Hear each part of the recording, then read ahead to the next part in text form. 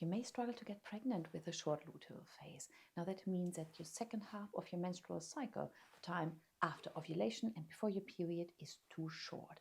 So normally this phase lasts about 12 to 14 days, and that gives your body enough time to produce enough progesterone to support implantation and early pregnancy.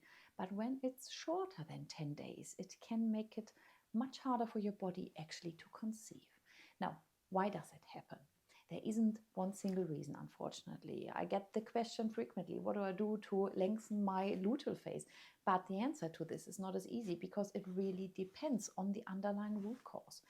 Now we have low progesterone, that is the obvious culprit, but that's only the surface. Sometimes the ovaries don't release a mature egg, which means less progesterone is produced.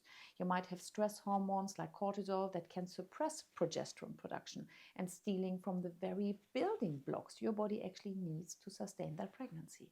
We have thyroid dysfunction, blood sugar dysregulation, high prolactin, or nutrient deficiencies like low vitamin B6 and magnesium. They can all play a role. Now, let's not forget also another big one, and that's inflammation.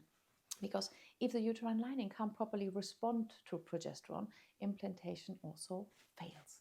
So if you've ever wondered why you're spotting too early and you're struggling maybe to conceive, or you're struggling to stay pregnant, or you're seeing your luteal phase clock in at 7 to 9 days, chances are it's one of these root causes whispering through your body.